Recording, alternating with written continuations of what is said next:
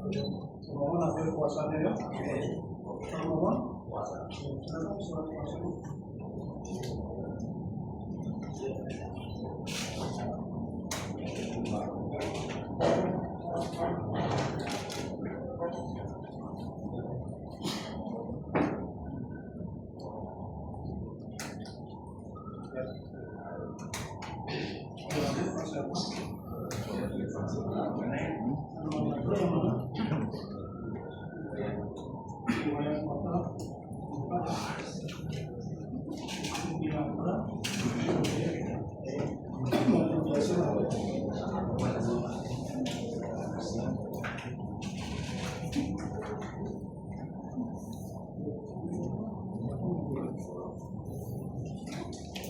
Surat kuasa.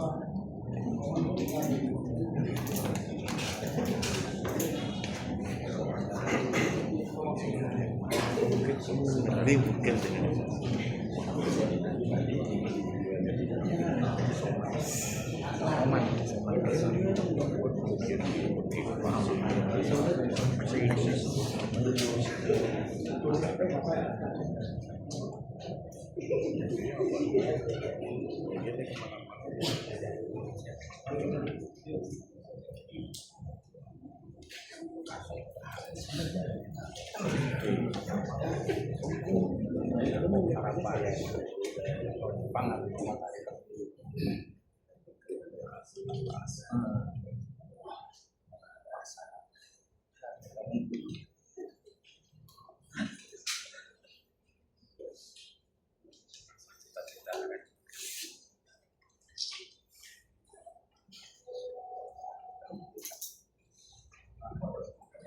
Silakan.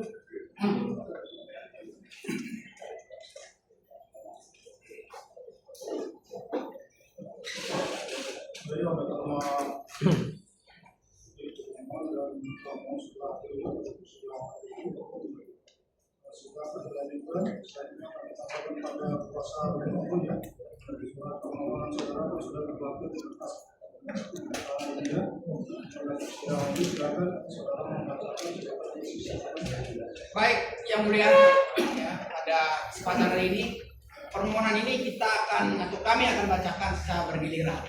Tetapi sebelum kami membacakan, karena yang kita persoalkan, kita buka ini adalah institusi publik, yaitu adalah Kepolisian Republik Indonesia Polda Bali. Agar ini tidak menjadi tradisi, maka kami mohon majelis, mohon yang mulia memberikan kesempatan kepada saudara termohon untuk menjelaskan kenapa alasan minggu lalu tidak hadir. Karena ini penting. Setelah itu baru kami akan bacakan.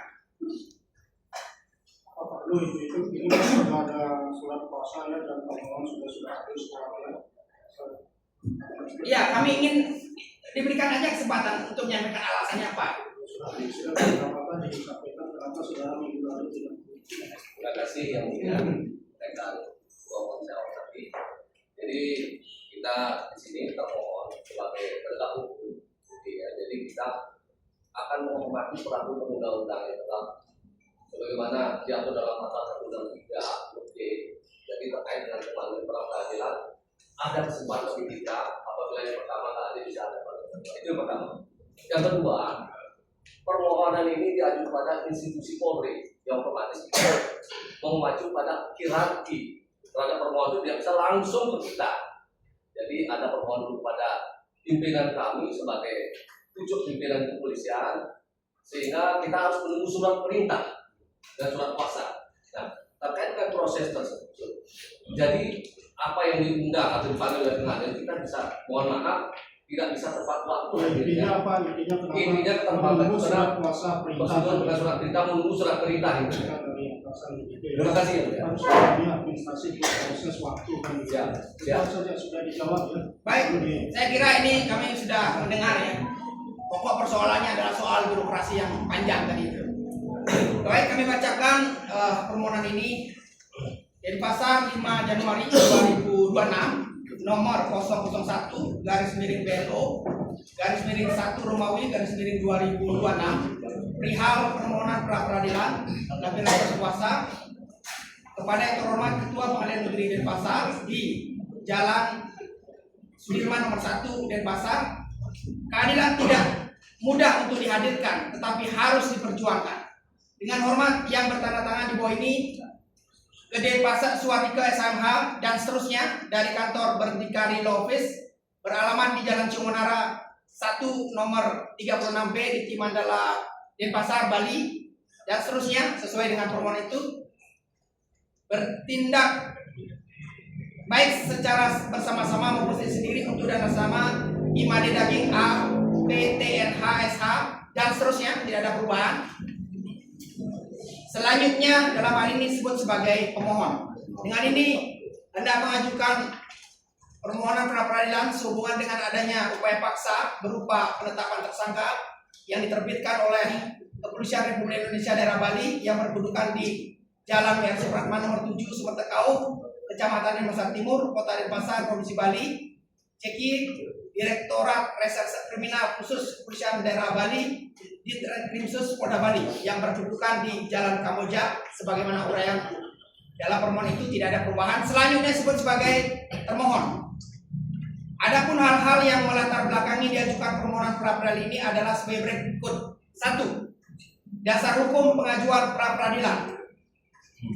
1. Bahwa sesuai dengan pasal 1 angka 1 angka 15 Undang-Undang Republik Indonesia nomor 20 tahun 2025 tentang KUHP menyatakan pra peradilan adalah kewenangan pengadilan negeri untuk memeriksa dan memutus keberatan yang diajukan tersangka atau keluarga tersangka, korban atau keluarga korban, pelapor atau advokat atau pemberi bantuan hukum yang diberikan kuasa untuk mewakili kepentingan hukum tersangka atau korban atas tindakan penyidik dalam melakukan penyidikan atau tindakan penuntut umum dalam melakukan penuntutan menurut cara yang diatur dalam undang-undang ini. Berdasarkan hal ini, dalam perkara akuo, pemohon telah ditetapkan sebagai tersangka pada tahap penyidikan oleh termohon. Dengan demikian, tindakan penetapan tersangka tersebut termasuk dalam ruang lingkup kewenangan pra peradilan, sehingga Pengadilan Negeri Denpasar berwenang secara hukum untuk memeriksa, mengadili dan memutus perkara permohonan akuo.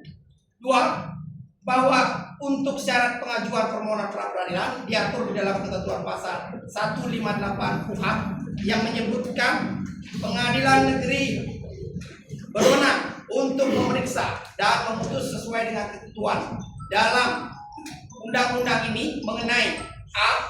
Sah atau tidaknya pelaksanaan upaya paksa, B. Sah atau tidaknya penghentian penyidikan atau penghentian penuntutan, C. Permintaan ganti rugi dan atau rehabilitasi bagi seseorang yang perkara pidananya dihentikan pada tahap penyidikan atau penuntutan, D. Penyitaan benda atau barang yang tidak ada kaitannya dengan tindak pidana, penundaan terhadap penanganan perkara tanpa alasan yang sah, dan F. Penangguhan pembantaran penahanan. Dengan demikian, tindakan penetapan tersangka terhadap pemohon merupakan tindakan yang dikualifikasikan sebagai upaya paksa sehingga keabsahannya penetapan tersangka terhadap pemohon dapat dan wajib diuji melalui mekanisme pra peradilan. 3. Bahwa pengertian upaya paksa seperti yang diatur dalam pasal 1 angka 14 KUHP menyatakan upaya paksa dan tindakan aparat penegak hukum berupa penetapan tersangka, penangkapan, penahanan, penggeledahan, penyitaan, pemeriksaan surat, penyadapan, pemblokiran, serta larangan bagi tersangka atau terdakwa untuk keluar wilayah Indonesia yang dilakukan berdasarkan ketentuan dalam undang-undang ini dalam rangka kepentingan penegakan hukum. Hal ini diperkuat dalam ketentuan pasal 89 KUHP mengenai bentuk-bentuk upaya paksa, di mana dalam huruf A disebutkan penetapan tersangka. Oleh karenanya, tindakan termohon menetapkan pemohon sebagai tersangka merupakan tindakan upaya paksa yang keabsahannya dapat dan harus diuji melalui pra peradilan. 4. Bahwa dalam Undang-Undang Nomor 1 Tahun 2023 tentang KUHP, khususnya bab 37 ketentuan penuntut pasal 624 ditentukan bahwa undang-undang tersebut mulai berlaku sejak 3 tahun terhitung sejak tanggal diundangkan, bahwa KUHP tersebut telah diundangkan dan disahkan oleh Presiden Republik Indonesia Joko Widodo pada tanggal 2 Januari 2023 hingga masa 3 tahun tersebut berakhir. dan undang-undang dimaksud mulai berlaku efektif pada tanggal 2 Januari 2026. Selanjutnya pasal 369 Undang-Undang Nomor 20 Tahun 2025 tentang KUHP menyatakan bahwa KUHP mulai berlaku pada tanggal 2 Januari 2026.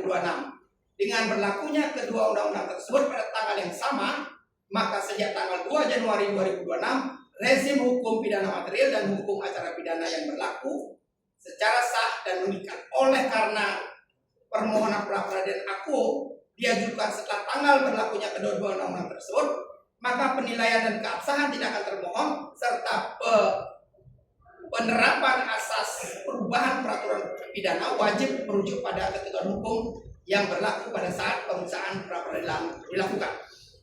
5. Bahwa berdasarkan uraian tersebut di atas, permohonan pra-peradilan aku telah memenuhi syarat formil dan diajukan sesuai dengan ketentuan KUHP dan KUHP yang berlaku. Oleh karena permohonan ini diajukan setelah berlakunya KUHP dan KUHP yang terbaru, maka permohonan aku sah dan memenuhi ketentuan yang mengatur mengenai pra-peradilan. Nah, bahwa dengan diajukannya permohonan pra-peradilan aku berdasarkan pasal 163 ayat 1 huruf E KUHP, selama pemeriksaan pra-peradilan belum selesai, pemeriksaan pokok perkara di pengadilan tidak dapat diselenggarakan. Ketentuan tersebut menegaskan fungsi pra-peradilan sebagai mekanisme pengawasan yudisial terhadap keabsahan tindakan upaya paksa, khususnya penetapan tersangka. Oleh karena itu, demi menjamin efektivitas pengawasan yudisial, menjunjung prinsip due process of law serta mencegah timbulnya akibat hukum lanjutan yang bersumber dari penetapan tersangka yang sedang diuji keabsahannya, termohon patut diperintahkan untuk tidak melakukan pelimpahan perkara kepada penuntut umum dan atau ke pengadilan sampai dengan adanya putusan pra-peradilan yang berkekuatan hukum tetap. Dilanjutkan oleh rekan kami. Baik, izin yang mulia, kami lanjutkan. 2 Romawi, kronologis latar belakang permohonan pra-peradilan. 1.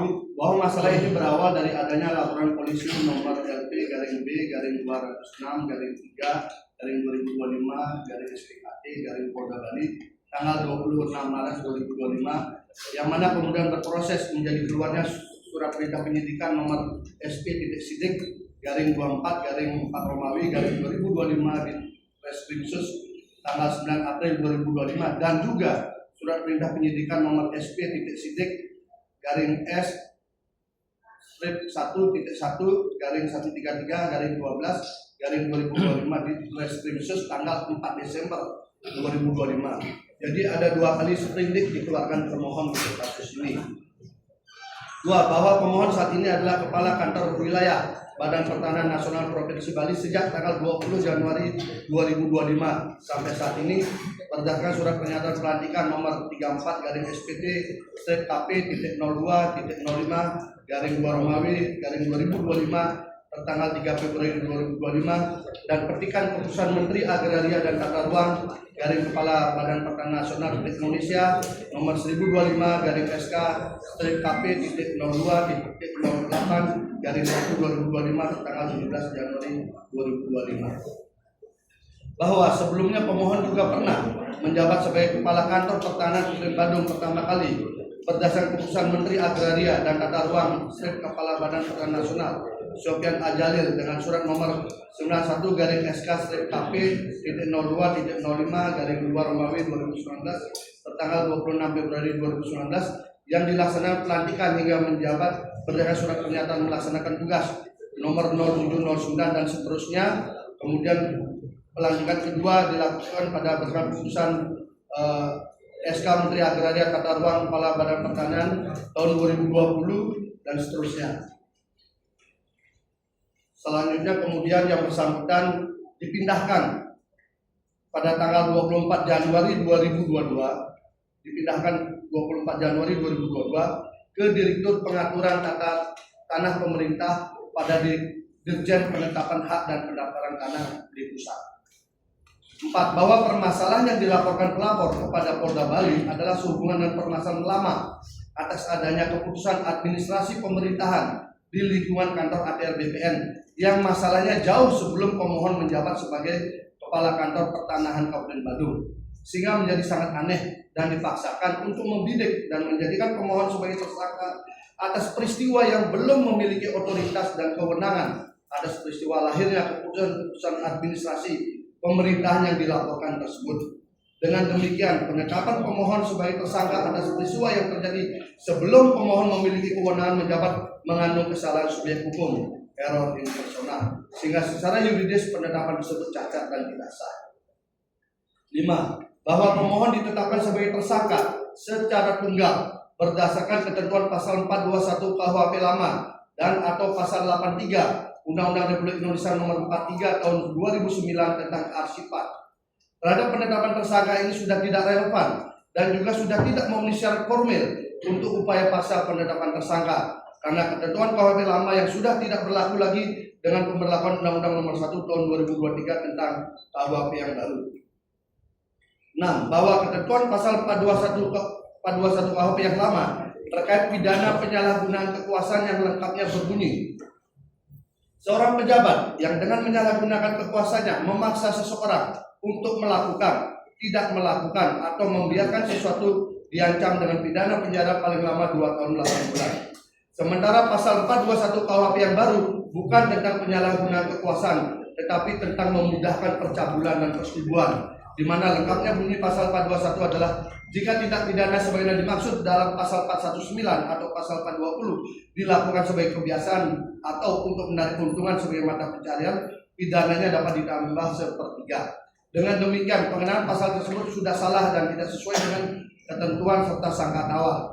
Di samping itu, termohon tidak pernah menguraikan secara konkret adanya perbuatan pemaksaan yang dilakukan pemohon, baik mengenai subjek yang dipaksa, bentuk pemaksaan maupun hubungan kausal antara tindakan pemohon dan akibat yang dituduhkan. Dengan demikian, unsur 421 KUHP lama tidak memenuhi syarat, sehingga penerapan pasal tersebut sebagai dasar penetapan tersangka menjadi tidak sah menurut hukum. 7. Bahwa tidak hanya itu, di dalam KUHP, ketentuan yang mengatur pemidanaan yang dikenakan pada diri pemohon seperti yang dimaksud atau sama makna yang diatur dalam pasal 421 KUHP lama tersebut kini di KUHP yang baru sudah tidak ada lagi. Hal ini bisa dimaklumi karena tindakan administratif yang dilakukan pemohon sebagai aparatur sipil negara di pemerintah telah diatur dalam Undang-Undang Nomor 30 Tahun 2014 tentang administrasi pemerintahan.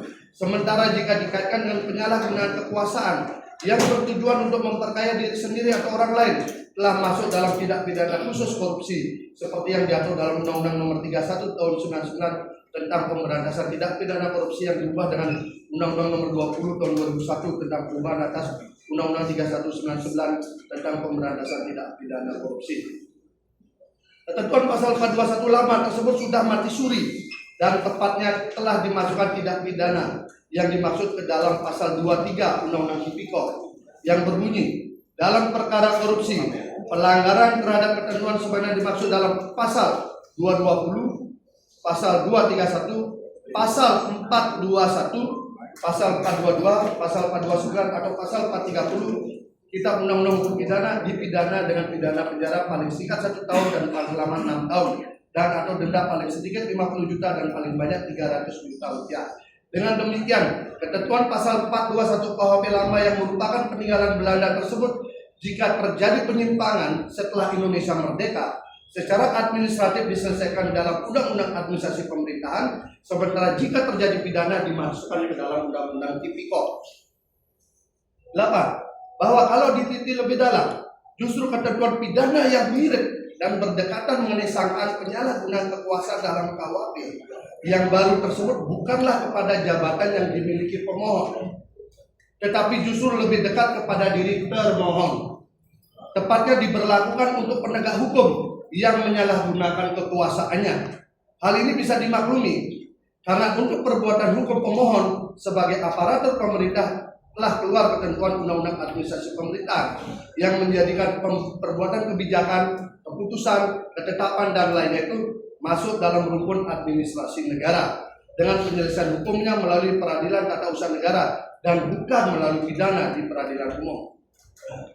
9. Bahwa dalam bab 30 tindak pidana jabatan dari pasal 527 KUHP dan pasal 528 KUHP tidak terkait dengan jabatan seperti yang diemban pemohon.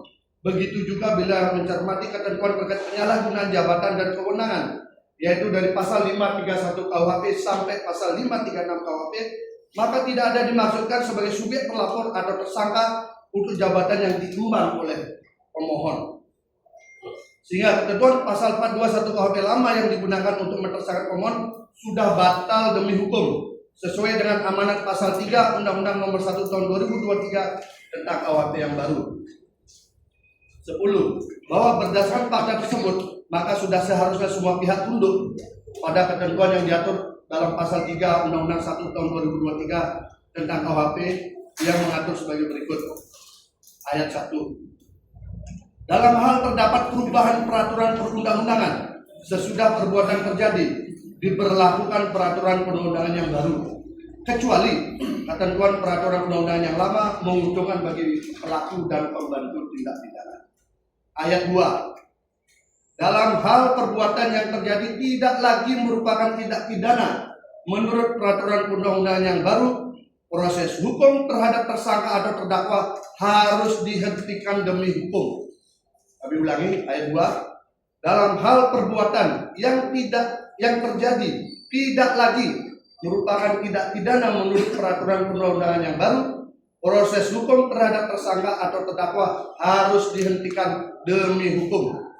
Ayat 3. Dalam hal ketentuan sebagaimana dimaksud pada ayat 2 diterapkan bagi tersangka atau terdakwa yang berada dalam tahanan, tersangka atau terdakwa dibebaskan oleh pejabat yang berwenang sesuai dengan tingkat pemeriksaan. Ayat 4. Dalam hal setelah putusan pemidanaan berkekuatan hukum tetap dan perbuatan yang terjadi tidak lagi merupakan tindak pidana menurut peraturan perundangan yang baru, pelaksanaan putusan pemidanaan dihapuskan. Ayat 5. Dalam hal putusan pemidanaan telah berkekuatan hukum tetap sebagaimana dimaksud pada ayat 4, instansi atau pejabat yang melaksanakan pembebasan merupakan instansi atau pejabat yang berwenang. Ayat 6. Pembebasan masuk pada ayat 3 dan ayat 5 tidak menimbulkan hak bagi tersangka, terdakwa atau terpidana menuntut ganti rugi. Ayat 7. Dalam hal setelah putusan pemidanaan berkekuatan hukum tetap dan perbuatan yang terjadi diancam dengan pidana yang lebih ringan menurut peraturan perundangan yang baru, pelaksanaan putusan pemidanaan disesuaikan dengan batas pidana menurut peraturan perundangan yang baru. Oleh karena itu, KUHP bersifat imperatif, doengan reh, bukan diskresioner, sehingga penyidik, penuntut umum maupun hakim tidak memiliki ruang subjektif untuk melanjutkan proses hukum terhadap perbuatan yang telah kehilangan sifat pidananya berdasarkan hukum pidana yang baru. 11. Bahwa berdasarkan dalil di atas, di mana dalam pasal 3 ayat 2 KUHP sudah tegas menyatakan bahwa tersangka seperti pemohon yang dikenakan ketentuan pasal yang sudah tidak berlaku, maka kasusnya harus dihentikan demi hukum. Dengan demikian, penetapan tersangka kepada pemohon juga harus dihentikan demi hukum tanpa perlu lagi melakukan penafsiran subjektif.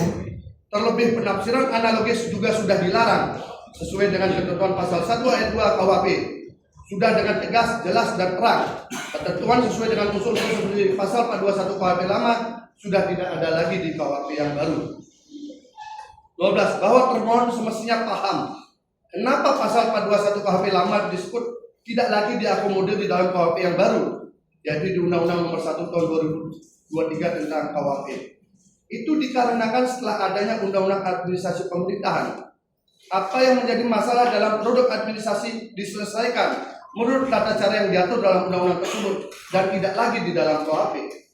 Peradilan untuk menguji keputusan administrasi tersebut di PT UN dan tidak lagi di peradilan umum atau pidana.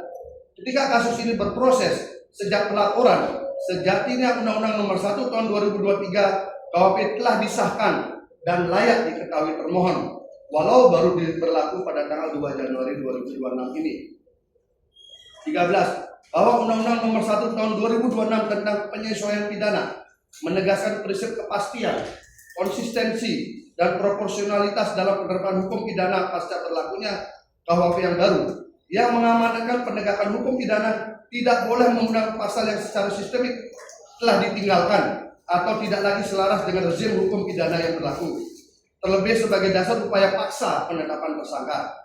Oleh karena itu, berdasarkan Undang-Undang Penyesuaian Pidana, penetapan tersangka terhadap pemohon yang masih bertempuh pada yang diemban pemohon sebagai akanul BPN Bali saat ini untuk bisa memenuhi keinginan pelapor dan juga termohon, ada sebuah objek tanah yang tidak bisa dipenuhi keinginannya karena memang tidak merupakan kewenangan pemohon serta tidak ada payung hukum yang kuat untuk mengabulkan keinginan tersebut.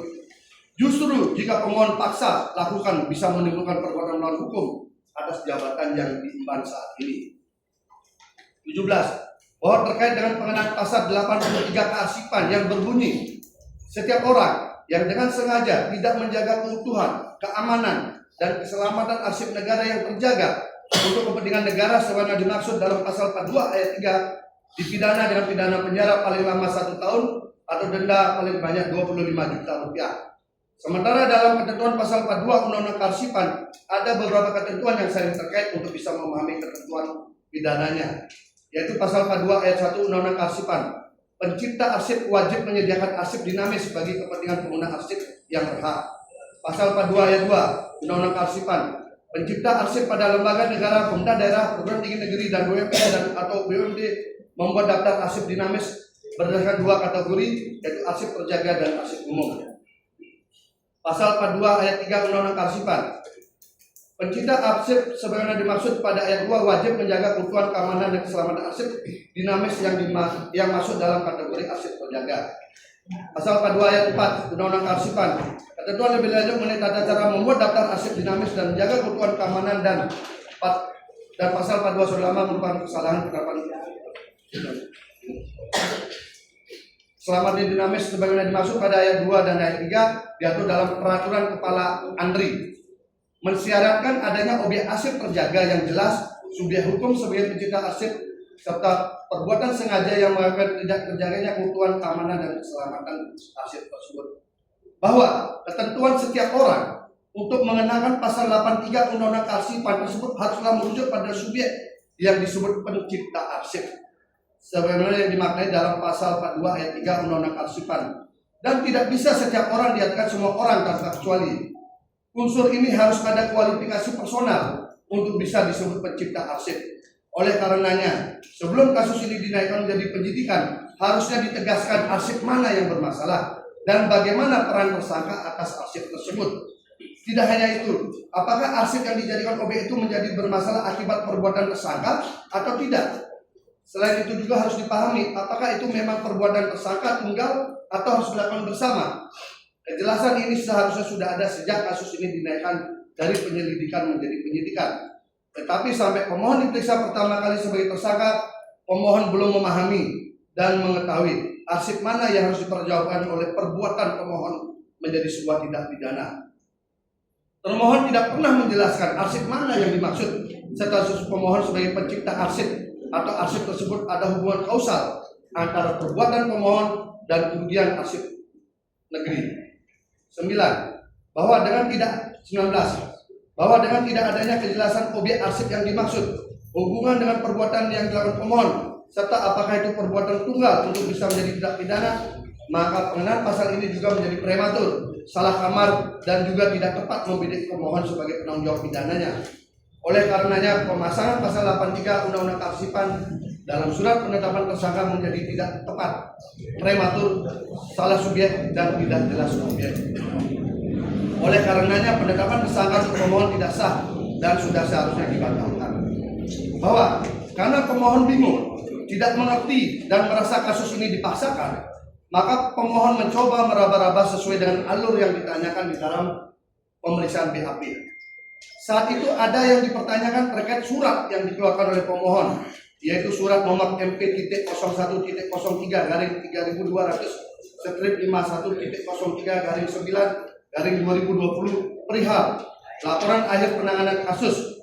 Tersebut adalah bentuk pekerjaan administratif antara bawahan kepada atasan, terkhusus akibat adanya surat nomor MP.02.01-0631-51-3/2020 sifat sangat segera perihal penyampaian laporan akhir hasil pemeriksaan kasus Pura dalam Balangan pertanggal 13 Maret 2020 dari Kepala Kantor Wilayah Badan Pertanahan Nasional Provinsi Bali Ruby Jaya SPMSC, yang mana surat tersebut juga terkait adanya surat tembusan ke pemohon atas surat Direktur Jenderal Penanganan Masalah Agraria, Pemanfaatan Ruang dan Tanah bernomor PN.03.0.61/800.39/2 Romawi 2020 pertanggal 11 Februari 2020 perihal penyampaian laporan hasil akhir pemeriksaan kasus Pura Dalam Balangan yang ditandatangani Direktur Penanganan Perkara Tanah dan Ruang untuk Mangku.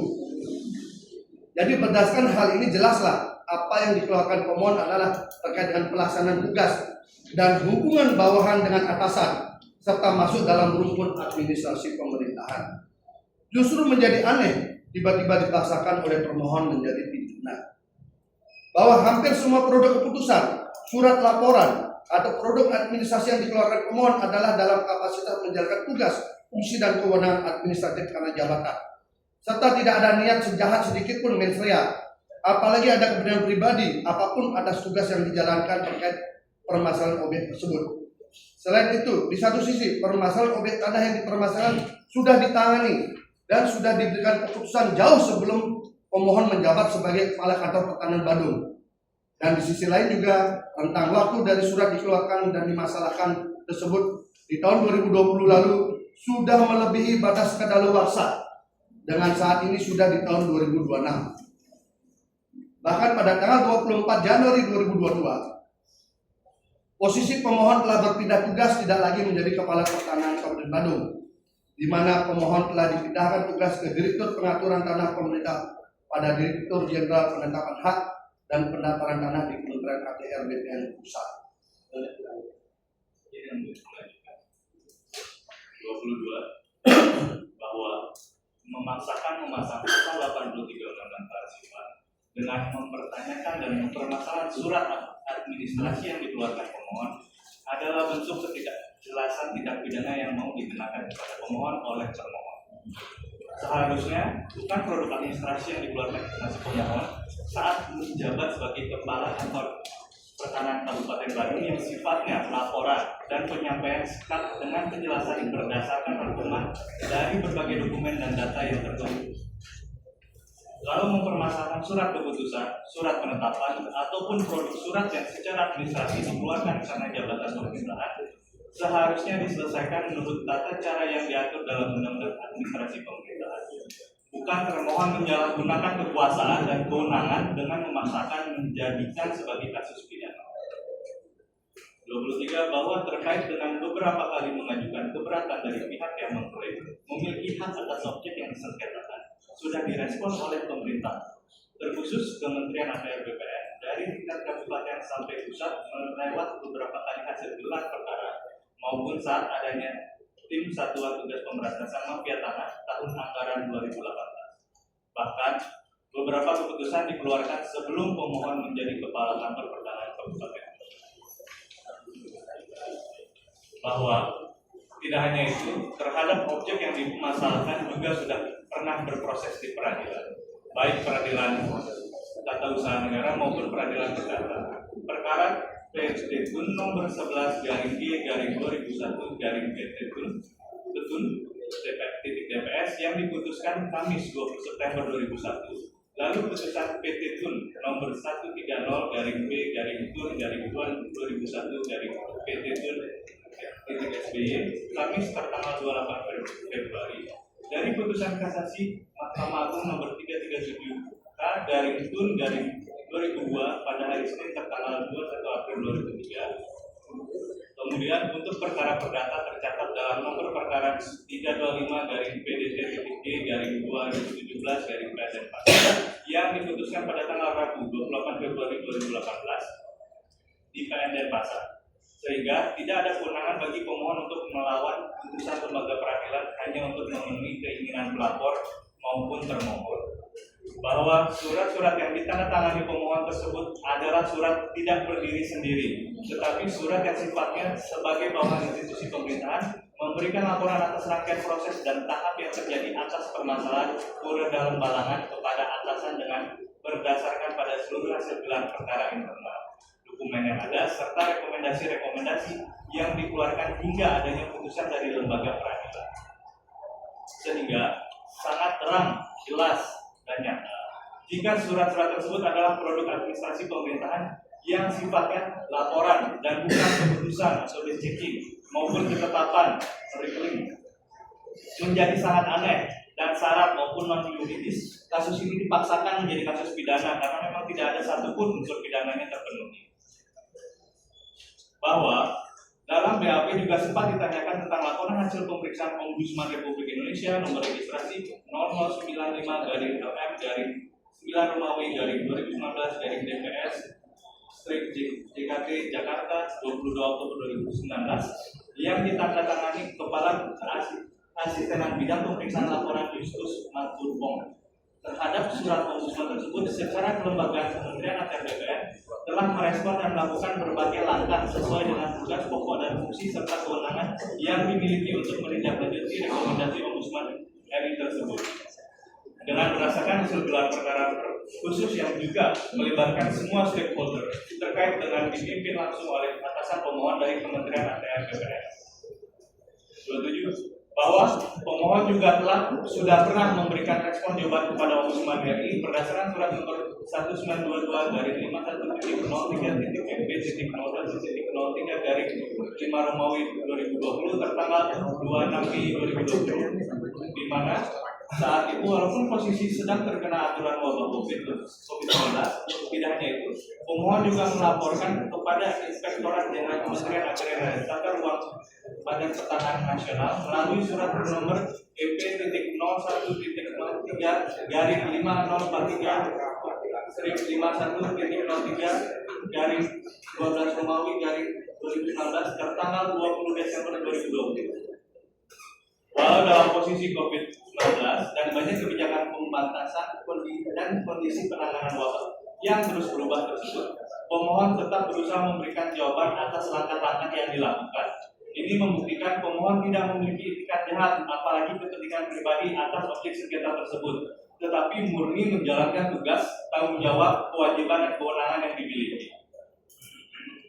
28. Bahwa tidak hanya itu, sebelumnya terkait urusan dengan Ombudsman RI, ada juga nota dinas nomor 36/ND/800.37/4 Romawi.A/2019 dari Direktur Sengketa dan Konflik Tanah dan Ruang Wilayah 1 Supardi Marbun SHMU kepada Direktur Jenderal Penanganan Masalah Agraria, Pemanfaatan Ruang dan Tanah tertanggal 4 April 2019 perihal penyampaian hasil rapat dengan Ombudsman RI pada tanggal 29 Maret 2019 pada poin 5 terdapat penanganan tumpang tindih tanah selajakan mulai dalam balangan seluas 7.050 meter persegi, di mana pada huruf A agar surat ukur nomor 1311/1999 tertanggal 13 Desember 1999 dan surat ukur nomor 1312/1999 dibatalkan sesuai prosedur dan ketentuan yang berlaku.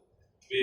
Agar Kepala Kantor Pertanahan Kabupaten Badung segera melakukan koordinasi dengan Parisada Hindu Dharma Indonesia sebaliknya untuk kantor kementerian atau kantor Kementerian Agama Kabupaten Badung untuk meminta status pura tersebut. Apakah pura keluarga atau pura yang lebih besar statusnya? C. Segera dilaporkan kepada Menteri Agraria dan Tata Ruang, Kepala Badan Pertanahan Nasional, CQ, Direktur Jenderal Penanganan Masalah Agraria, Pemanfaatan Ruang dan Tanah.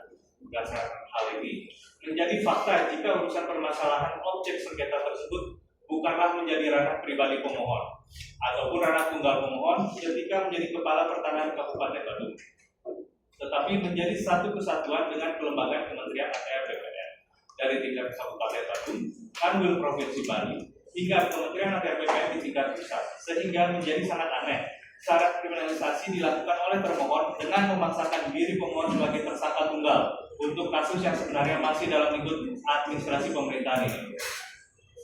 29.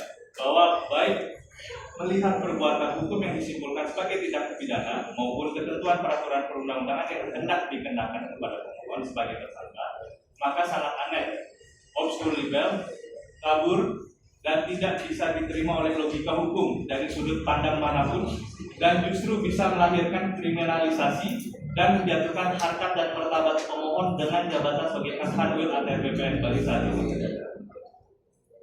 Tindakan semena-mena seperti ini bisa menimpa banyak aparatur pemerintah jika dengan mudah dan brutal melakukan penafsiran pidana sesuka hati seperti kasus ini.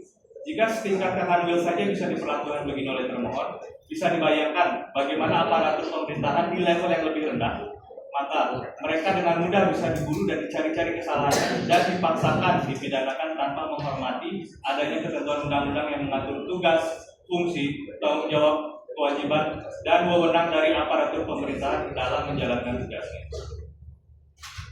Bahwa hukum pidana mengatur asas lex favoreo, yaitu setiap ketidakjelasan, konflik norma, atau pilihan penafsiran hukum dalam pidana harus ditafsirkan untuk kepentingan tersangka. Dalam perkara aku, terdapat ketidakjelasan dan konflik penerapan norma pidana, khususnya antara penggunaan pasal 421 KUHP lama dengan berlakunya KUHP baru serta antara rezim pidana dengan rezim administratif. Dalam kondisi demikian, aparat penegak hukum tidak dibenarkan memiliki penafsiran yang paling memberatkan tersangka, melainkan wajib menerapkan penafsiran hukum yang paling menguntungkan bagi pemohon. Oleh karena itu, penetapan pemohon sebagai tersangka dengan dasar norma pidana yang tidak lagi jelas dan tidak koherent merupakan tindakan yang bertentangan dengan prinsip perlindungan hak tersangka dan kepastian hukum. Satu, bahwa sejak berlakunya KUHP baru pada tanggal 22 Januari 2026, ketentuan pasal 421 KUHP lama yang menjadi dasar sangka termohon tidak lagi dikenal dalam sistem hukum pidana yang berlaku. Dalam konteks tersebut, asas lex meteor mewajibkan penegak hukum untuk menyesuaikan dasar pemidanaan dengan norma yang berlaku saat ini. Dan apabila perbuatan yang dituduhkan tidak lagi merupakan tindak pidana atau tidak lagi memenuhi rumusan delik yang berlaku, maka proses hukum terhadap tersangka tidak dapat dilanjutkan.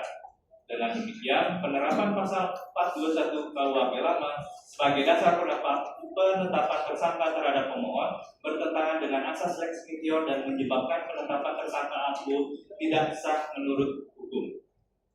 Dia bahwa Undang-Undang Nomor 1 Tahun 2026 tentang penyelesaian pidana menegaskan arah pembaruan hukum pidana nasional yang menekankan konsistensi kepastian hukum dan perlindungan hak warga negara dalam penerapan hukum pidana pasca berlakunya KUHP baru. Pada prinsipnya, aturan ini menutup ruang penerapan pasal-pasal pidana lama yang tidak lagi selaras dengan sistematika dan filosofis KUHP baru. Khususnya, apabila penerapan pasal tersebut menimbulkan ketidakpastian hukum dan ketidakadilan bagi tersangka. Oleh karena itu, penggunaan pasal 421 KUHP lama sebagai dasar upaya paksa penetapan tersangka terhadap pemohon bertentangan dengan semangat dan tujuan dari Undang-Undang Penyesuaian Pidana serta menciderai prinsip konsistensi sistem hukum pidana yang sedang dibangun. Dengan demikian, demi menjamin kepastian hukum dan mencegah penyalahgunaan instrumen pidana, penetapan tersangka aku patut dinyatakan tidak sah. Yang ketiga, bahwa dari hal-hal di atas bisa disimpulkan sebagai berikut. A. Pemohon melakukan tugas-tugas administrasi pemerintahan sesuai dengan amanat Undang-Undang Administrasi Pemerintahan. B.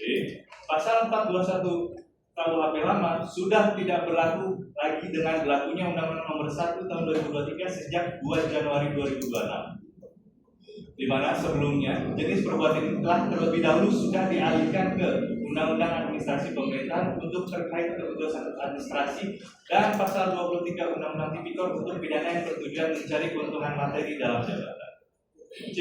Pasal 83 Undang-Undang Kearsipan memerlukan objek arsip yang jelas yang menjadi sumber masalah dan pemberlakuannya harus terlibat secara langsung dengan status pencipta arsip.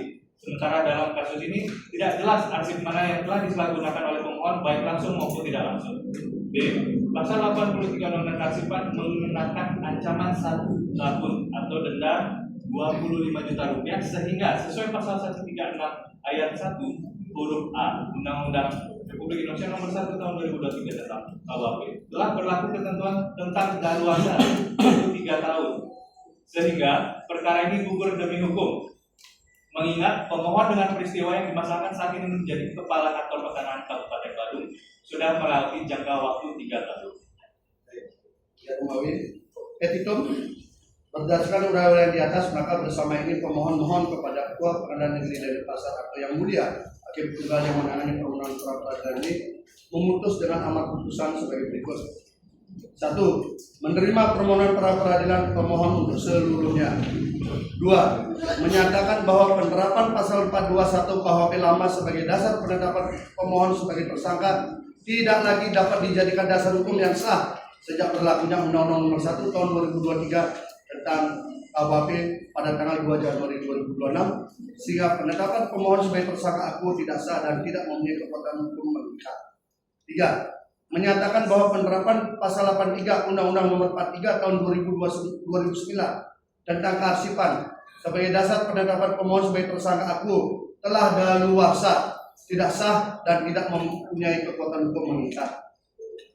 4. Menyatakan surat ketetapan nomor S.Tab/60/12 Romawi /Res.1.24/2025 Ditreskrim Sus Polda Bali tertanggal 10 Desember 2025 tentang penetapan tersangka atas nama pemohon Imade Daging APT NH yang diterbitkan oleh termohon adalah tidak sah, batal demi hukum dan tidak mempunyai kekuatan hukum mengikat. 5. Menyatakan segala tindakan penyidikan lanjutan yang bersumber dari penetapan tersangka aku tidak sah dan tidak mempunyai kekuatan hukum mengikat. 6. Memerintahkan termohon untuk mencabut surat ketetapan nomor S.Tab/60/12 Res.1.24/2025 Ditreskrim Sus Polda Bali tertanggal tentang penetapan tersangka atas nama Imade Daging PTN MH. 7. Memerintahkan termohon untuk menghentikan penyidikan terhadap pemohon dan melarang termohon untuk melakukan penyidikan ulang atas dasar peristiwa hukum, objek perkara, dan alat bukti yang sama. Nebis in idem in concreto. 8. Memulihkan harkat martabat dan nama baik pemohon seperti sedia kala. 9. Membebankan segala biaya perkara yang timbul dalam permohonan pra-peradilan aku kepada negara dan atau apabila yang mulia hakim tunggal memeriksa, mengadili dan memutus permohonan aku berpendapat lain, mohon keputusannya seadil-adilnya.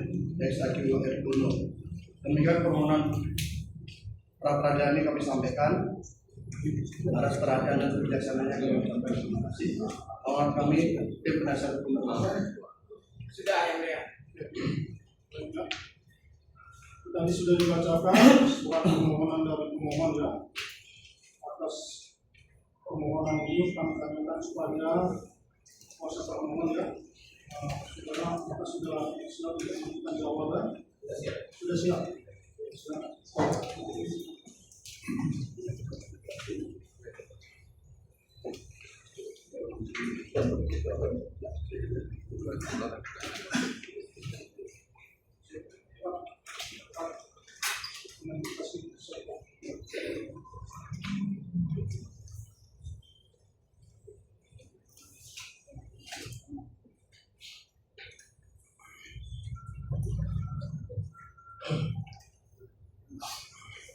Ya, termohon sudah mengajukan jawaban ya, sudah kasih saya ini. Itu silakan kasih sekali untuk membacakan jawaban. Terima kasih ya. Jawaban tidak akan kami bacakan sebelumnya, tapi jawab sudah dibacakan secara serupa sesuai dengan jawaban sudah. Saya hormati rekan pemohon, saya hormati jawaban dari termohon.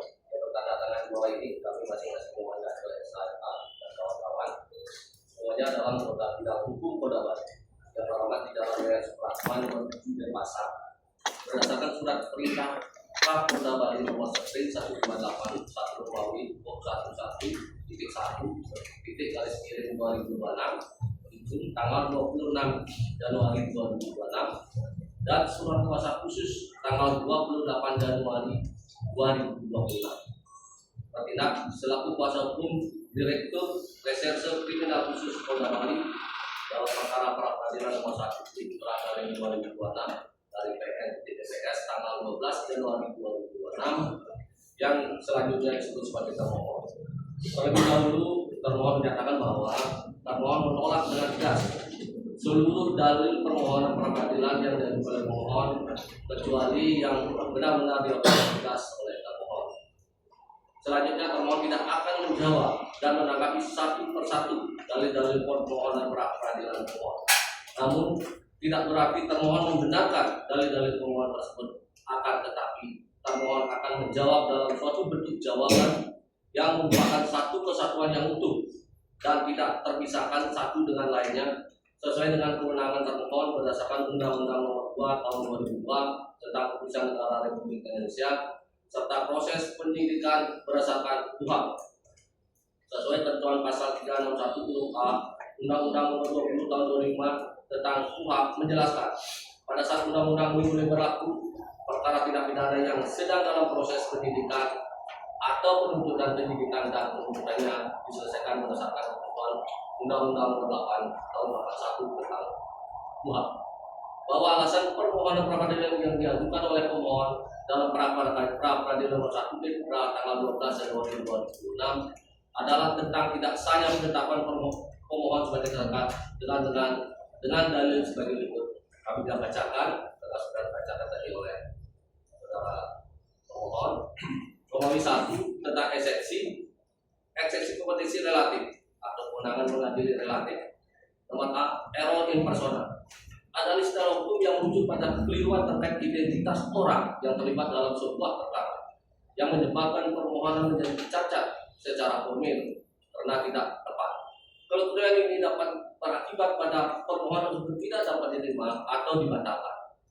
Bahwa dalam perkara pemohon sangat dalam menentukan termohon, yakni Kepolisian Republik Indonesia Daerah Bali, CKI Direktorat Reserse Kriminal Khusus Kepolisian Daerah Bali atau Ditreskrimsus Polda Bali, bahwa permohonan pra-peradilan yang diajukan oleh pemohon adalah error in persona karena seharusnya dalam permohonan pra-peradilan termohon yang dicantumkan adalah jabatan struktural institusinya, yaitu Kepala Kepolisian Daerah Bali dalam kurung Kapolda Bali, CQ Direktur Reserse Kriminal Khusus Polda Bali dalam kurung Ditreskrimsus Polda Bali, yakni pejabat yang bertanggung jawab atas proses penyidikan, bukan institusi Polri-nya, karena Kapolda Bali, CQ Direktur Reserse Kriminal Khusus Polda Bali atau Ditreskrimsus Polda Bali adalah pihak yang bertanggung jawab atau jabatan atas sah tidaknya tindakan penyidik di wilayah hukumnya seperti pendaftaran dan lain-lain.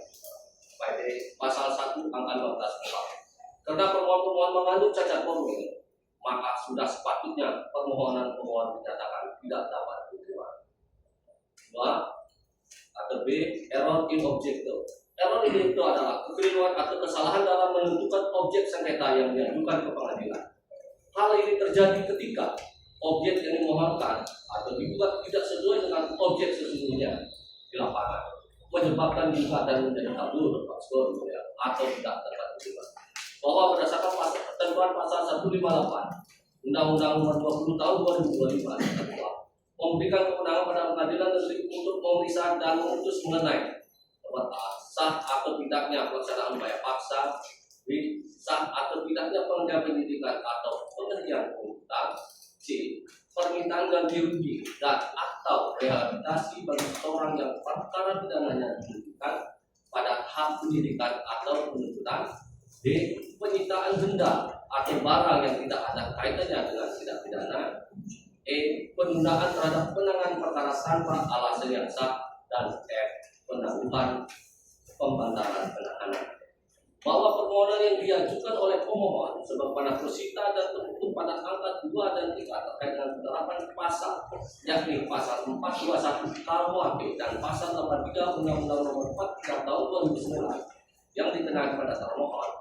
Hal mana tentang tindakan penyidik tentang penerapan pasal tidak termasuk objek pra-peradilan dan terhadap unsur-unsur pasal yang dipersangkakan sudah memasuki materi pokok perkara. Penilaian mengenai sah atau tidaknya penerapan suatu pasal atau substansi hukum material adalah sepenuhnya merupakan wewenang majelis hakim pada sidang perkara pokok untuk memeriksa dan mengadilinya apakah terdakwa terbukti memenuhi pidana atau tidak. Hal tersebut bukan merupakan kewenangan hakim pra-peradilan. Penilaian apakah suatu perbuatan memenuhi unsur pasal yang disangkakan atau blacklistan dalil memerlukan pemeriksaan mendalam terhadap alat bukti, saksi-saksi, serta keterangan ahli untuk membuktikan adanya niat jahat atau mensrea dan perbuatan pidana atau abusius. Hal ini bukan lagi mengenai prosedur penetapan tersangka, melainkan mengenai pembuktian kesalahan. Hal tersebut terbuka secara eksplisit dalam peraturan Mahkamah Agung Nomor 4 Tahun 2016, khususnya dalam pasal 2 ayat 2 tersebut yang dinyatakan bahwa pemeriksaan pra-peradilan tentang sah tidaknya penetapan tersangka hanya menilai aspek formalitas yaitu adanya paling sedikit 2 alat bukti yang sah dan tidak memasuki materi perkara. Berdasarkan petunjuk perma ini, hakim pra peradilan dilarang untuk menilai substansi hukum materi. Apakah penerapan pasal 421 KUHP atau pasal 83 Undang-Undang Kearsipan sudah tepat atau tidak merupakan penilaian mengenai tepat tidaknya penerapan hukum yang hanya boleh dilakukan oleh majelis hakim pada pengadilan tingkat pertama persidangan perkara pokok melalui mekanisme pemeriksaan saksi, ahli terdakwa secara utuh. Maka keberadaan pemohon mengenai relevansi pasal atau ketentuan undang-undang yang digunakan penyidik dalam menetapkan status tersangka haruslah dinyatakan ditolak atau setidaknya tidak dapat diterima oleh hakim pra peradilan. Hal tersebut, saya ulangi, hal tersebut merupakan kompetensi majelis hakim dalam pokok perkara guna menjamin prinsip due process of law, di mana kebenaran material hanya bisa diuji dalam persidangan pemeriksaan perkara pokok, bukan dalam kurun singkat pra-peradilan yang bersifat administrasi. Berdasarkan alasan-alasan tersebut di atas, mohon hakim perkara pra-peradilan nomor 1 Fitra 2006 PN Denpasar menetapkan dengan amar sebagai berikut: 1. Menyatakan pemohon tidak dapat diterima, dan 2. Menghukum pemohon membayar biaya berhak. Ini saja nilai perkara. Mohon izin yang mulia, kami lanjut ke Romawi 2 terkait dalam pokok perkara.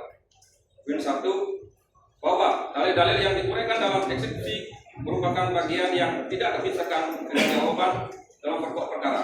Maka oleh karena itu dianggap dipakai kembali sebagai dalil-dalil dalam jawaban atau bantahan dalam pokok perkara. 2, bahwa termohon menolak dengan tegas seluruh dalil yang diajukan oleh pemohon di dalam permohonan pra-peradilan ini kecuali keberadaannya diakui oleh termohon dalam jawaban ini. 3, bahwa perkara yang ditangani oleh termohon adalah dugaan tindak pidana penyalahgunaan kekuasaannya memaksa seseorang untuk melakukan, tidak melakukan atau membiarkan sesuatu dan atau setiap orang dengan sengaja, tidak sengaja tidak menjaga keutuhan, keamanan dan keselamatan aset negara yang terjaga untuk kepentingan negara sebagaimana dimaksud dalam pasal 421 KUHP dan atau pasal 83 Undang-Undang Republik Indonesia Nomor 43 Tahun 2009 tentang kearsipan. 4,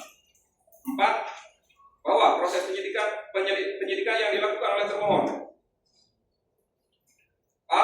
Bahwa termohon telah melakukan proses penyidikan terhadap laporan polisi nomor LP-B-209-2025-2025 Polda Bali tanggal 26 Maret 2005 dengan menerbitkan surat perintah penyidikan nomor LP-Sidik-4-2025-2025 tanggal 9 April 2005 dan telah melakukan pemberitahuan dimulainya penyidikan kepada Kepala Kejaksaan Negeri Denpasar, pelapor dan telapor sebagaimana surat pemberitahuan dimulainya penyidikan nomor SPD-4-3-2005-3-2005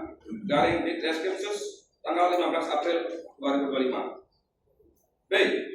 Telah melakukan pemeriksaan saksi-saksi sebanyak 30 orang, yang mana saksi-saksi dari nomor 1 sampai 30. Mohon izin yang mulia, kami anggap sudah dibacakan. Kami lanjut. C. Meminta keterangan ahli. Telah dilakukan pemeriksaan ahli sebanyak 4 orang. Untuk nama-nama ahli dari nomor 1 sampai 4 kami anggap sudah dibacakan. D. Melakukan penyitaan. Bahwa termohon telah melakukan penyitaan berdasarkan surat perintah penyitaan nomor SP-82-12 Romawi-Res _1.24/2025 di Deskrimsus tanggal 9 Desember 2005 dan sudah mendapat persetujuan penyitaan dari Pengadilan Negeri Denpasar sebagaimana nomor 2070-B-Sita-2025-PN Denpasar tanggal 16 Desember 2025 terhadap untuk barang-barang yang dilakukan penyitaan dari nomor 1 sampai 29. Mohon izin yang mulia, kami sudah anggap dibacakan yang mulia. Kami lanjut huruf E, yaitu gelar perkara.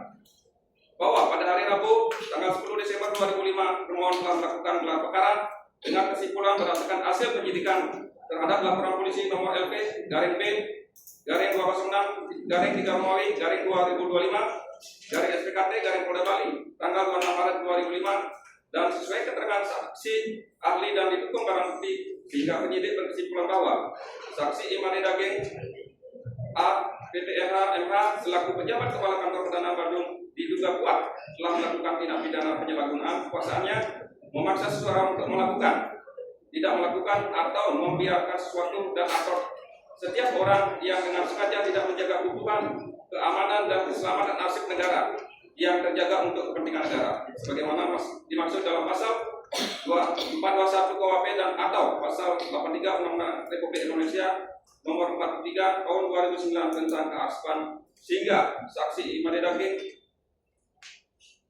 PTNH MH selaku pejabat kepala kantor Perdana Kabupaten Bandung dapat dinaikkan statusnya dari saksi menjadi tersangka. F.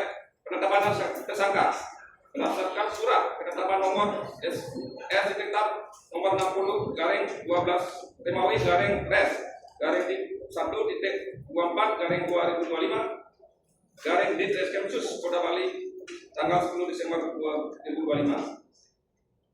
Surat pemberitahuan penetapan tersangka nomor B garing 161 6 garing 12 Romawi garing res titik 1.4 garing 2025 garing Ditreskrimsus tanggal 11 Desember 2025. G.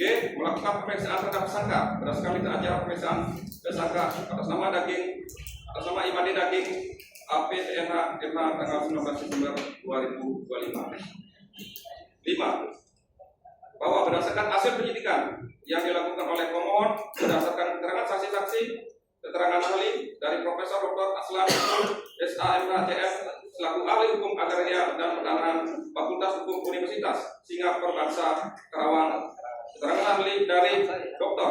Dian Budi Nugraha Simatupang SAMH selaku bidang hukum administrasi negara Fakultas Hukum Universitas Indonesia, yakni tindakan yang dilakukan oleh pemohon Imade Daging APDNH MH selaku kepala kantor Perdana Bandung tersebut dilakukan dengan cara tidak sesuai dengan alasan hukum dan alas fakta yang sebenarnya dalam bentuk tidak pernah melakukan pengukuran dan atau tidak melakukan tindakan administrasi pemerintahan lainnya yang sesuai dengan tugas, fungsi dan wewenangnya untuk melakukan perubahan, pencabutan, penundaan atau pembatalan atas adanya fakta hukum yang ternyata penuh kekeliruan dalam data atau informasi yang diperoleh, yang kemudian dengan sengaja serta dilakukan dengan kesadaran untuk maksud tipu muslihat karena mengetahui tidak adanya fakta hukum yang sebenarnya, tetapi dianggap telah melakukan bahkan menyatakan sesuatu yang tidak pernah dilakukan atau tidak benar tersebut sebagai dasar pengambilan keputusan, termasuk ke dalam penyalahgunaan wewenang dalam hukum pidana apabila jelas tindakan dan atau perbuatan yang dilakukan ternyata tidak pernah dilakukan atau menjadikan suatu fakta yang tidak pernah atau disadari tidak benar dilakukan menjadi dasar untuk menetapkan keputusan dan atau tindakan administrasi pemerintahan serta bahkan mempertahankannya padahal fakta tersebut tidak pernah menjadi yang didasarkan pada tipu muslihat guna menjadi dasar yang tidak benar dalam penetapan keputusan. Berdasarkan hal tersebut, maka terdapat dugaan adanya kesengajaan tanpa adanya alasan penghapus pidana dengan menyalahgunakan kekuasaan dengan cara tidak sesuai dengan alas hukum dan alias alas fakta yang sebenarnya dalam bentuk tidak pernah melakukan pengukuran dan atau tidak melakukan tindakan administrasi pemerintah lainnya yang sesuai dengan tugas, fungsi dan wewenangnya untuk melakukan perubahan, pencabutan, penundaan, atau pembatalan atas adanya fakta hukum yang ternyata penuh kekeliruan dalam data atau informasi yang diperoleh, yang kemudian dengan sengaja serta dilakukan dengan kesadaran untuk maksud tipu muslihat karena mengetahui tidak adanya fakta hukum yang sebenarnya, yakni detail batas alamiah yang ada di antara dua titik tersebut tidak diukur dan terdapat pemalsuan data atau merekayasa data guna memasukkan areal di bawah tebing. 6. Bahwa terkait dengan unsur perbuatan memaksa seseorang untuk melakukan tidak melakukan atau membiarkan sesuatu di mana terdapat fakta sebagai berikut. A. Pembuatan surat kepala kantor penanganan Badung nomor MP.01.03/3200 terkata 51.03/9 Romawi 2020 tanggal 8 September 2020 perihal laporan akhir penanganan tersebut di atas dibuat oleh Imade Satyariwana selaku staf seksi penanganan masalah dan pengendalian pertanahan atas perintah Imade Daging APDMH MH selaku kepala kantor pertanahan Badung tanpa melibatkan kepala seksi penanganan masalah dan pengendalian pertanahan atas nama IGD Arya Mahanta dan Kasubsi penanganan masalah dan pengendalian pertanahan atas nama Agung Alef Emi Yamageni, yang mana kasih dan kasubsinya hanya diminta paraf saja dan tidak pernah dilakukan rapat dulu tentang pembahasan surat tersebut sebelum dibuatkan surat tersebut. B. Surat kepala kantor pertanahan Badung nomor 2 MP.03/3200 terkata 51.03/9 Romawi 2020 tanggal 8 September 2020 perihal laporan akhir penanganan pada halaman 6 poin nomor 10 yang berbunyi bahwa sehubungan dengan kesimpulan rapat dimaksud pada poin huruf A di atas, kantor pertanahan Kabupaten Badung telah melakukan pengukuran dengan menggunakan drone yang hasilnya kemudian dipergunakan untuk melakukan voting terhadap bidang tanah yang diklaim berkaitan dengan tanah objek sengketa, dan selanjutnya dilakukan penghitungan luas secara geometris terhadap bidang-bidang tanah dimaksud yang diperoleh luas keseluruhan bidang tanah yang diklaim oleh pengadu merupakan bagian dari sertifikat hidup, sertifikat hak milik nomor 372/Jimbaran seluas 80.700 meter persegi dan telah sesuai dengan luas alas hak atau luas detail asal yang menjadi dasar penerbitan SAM nomor 372/Jimbaran, atau dengan kata lain tidak terdapat kelebihan luas atau tidak ada bidang tanah yang tidak bersertifikat di lokasi dimaksud sebagaimana yang diklaim oleh pengadu pemohon buruh dalam kepalangan. C.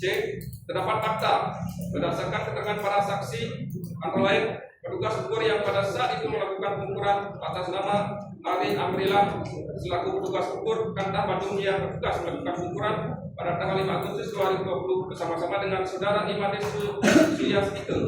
Kasih pengukuran yang hadir pada saat itu atas nama Imade Subrate, saksi DRS Imade Tarif Widarte MSD, dan saksi Imade Fakta selaku wakil dari pemilik tanah SAM nomor 725 dan SAM nomor 2579 menyatakan bahwa kantor pertanahan Kabupaten Badung tidak pernah melakukan pengukuran dengan menggunakan drone.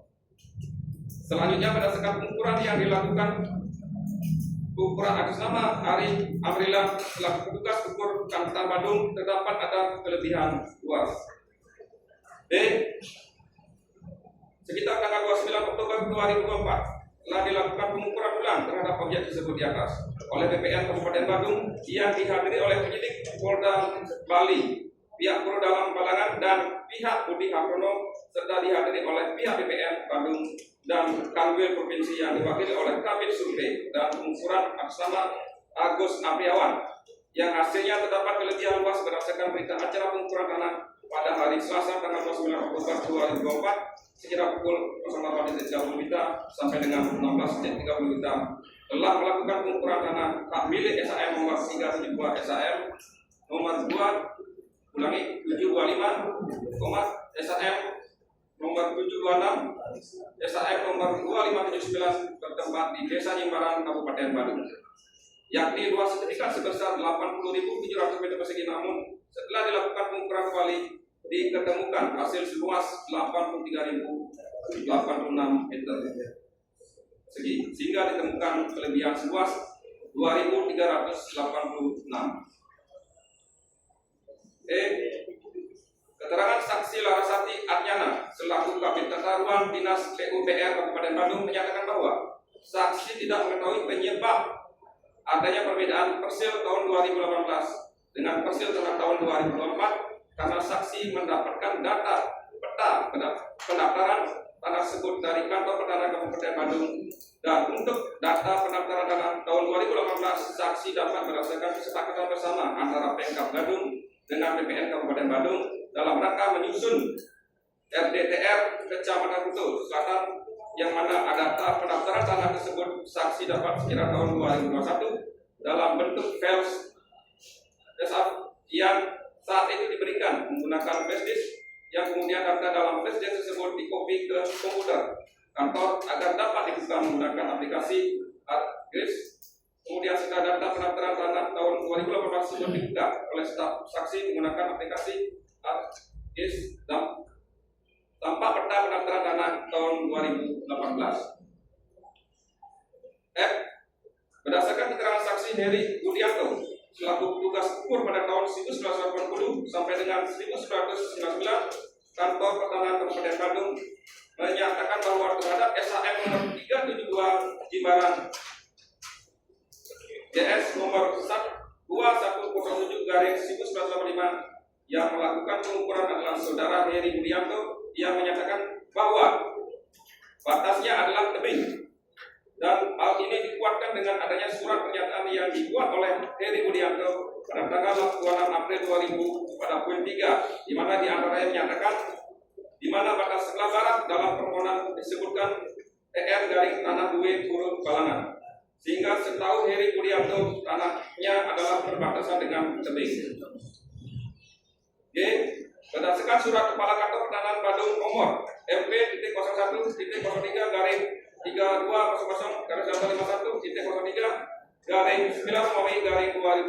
tanggal 8 September 2020 perihal laporan akhir penanganan pada halaman 2 poin 3 huruf A yang menyatakan bahwa sertifikat hak milik nomor 2579 Desa Jimbaran luas 6.000 meter persegi gambar situasi nomor 4812 1904 tanggal 23 Agustus 1994 atas nama Ingarte, Isurta dan Ilakra. Selanjutnya pada tanggal 3 September 1994 beralih kepada Imade Ganti berdasarkan putusan Pengadilan Negeri Denpasar nomor 14/PN/PDT/1981 tanggal 3 April 1918 Yo putusan Pengadilan Tinggi Denpasar nomor 289/PDT/PDT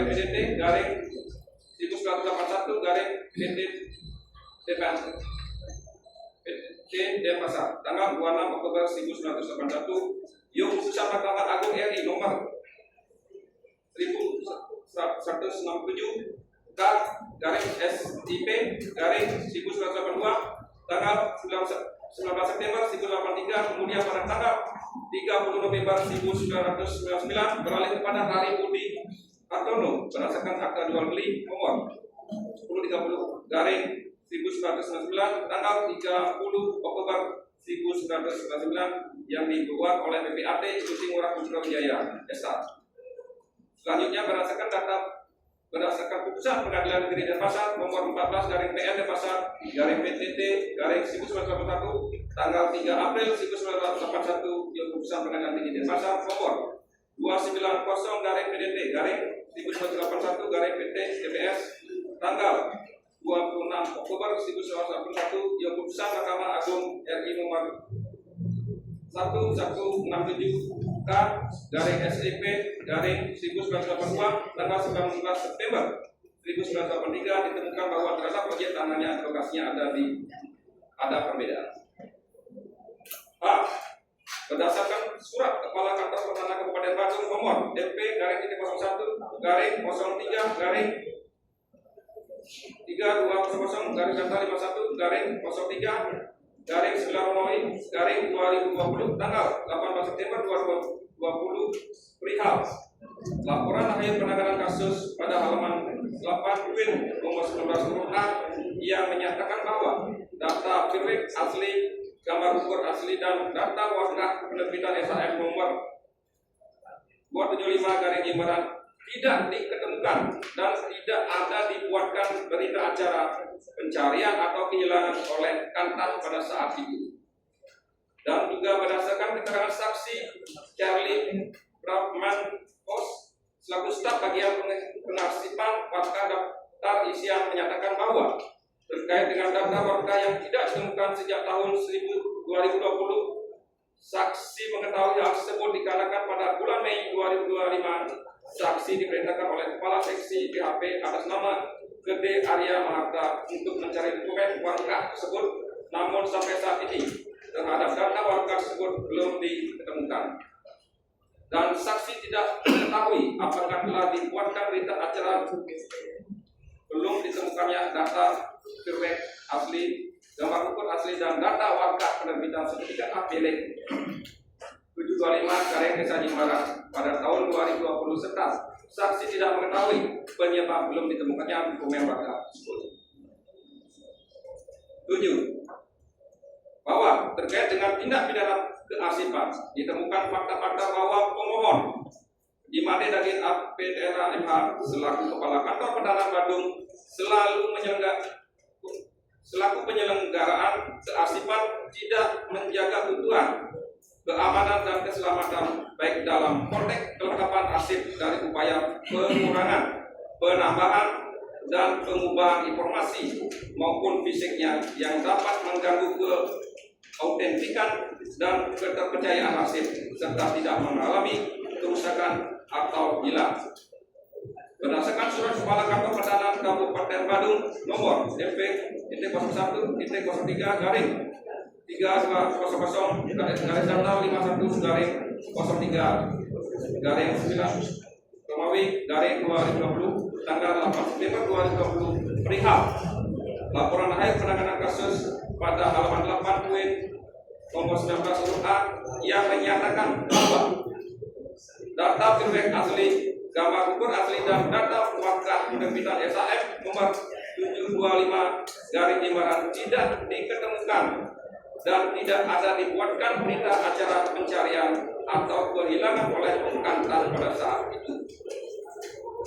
Dan juga berdasarkan keterangan saksi Charlie Bergman Pos selaku staf bagian pengasipan warga, daftar isian menyatakan bahwa terkait dengan data warga yang tidak ditemukan sejak tahun 2020, saksi mengetahui hal tersebut dikarenakan pada bulan Mei 2025, saksi diperintahkan oleh Kepala Seksi PHP atas nama Gede Arya Maharta untuk mencari dokumen warga tersebut, namun sampai saat ini terhadap data warga tersebut belum ditemukan dan saksi tidak mengetahui apakah telah dibuatkan berita acara belum ditemukannya data direct asli, gambar ukur asli, dan data warga penerbitan sertifikat hak milik nomor 725 garing Desa Jimbaran pada tahun 2020 serta saksi tidak mengetahui penyebab belum ditemukannya dokumen warga tersebut. Bahwa arsip tanah sifatnya dinamis berlanjut, berarti arsip pertanahan terus digunakan, berkembang dan vital untuk operasional serta kepastian hukum, mencakup arsip aktif atau sering dipakai, vital, esensial, dan tak tergantikan seperti sertifikat, dan inaktif jarang dipakai yang memerlukan pengelolaan berkelanjutan agar tetap aman, mudah diakses, dan sah secara hukum layaknya catatan bukti transaksi tanah yang harus selalu ada dan valid atau gambar. Dilanjutkan dengan izin yang mulia. Romawi 3. Tanggapan terhadap dalil-dalil pemohon. 1.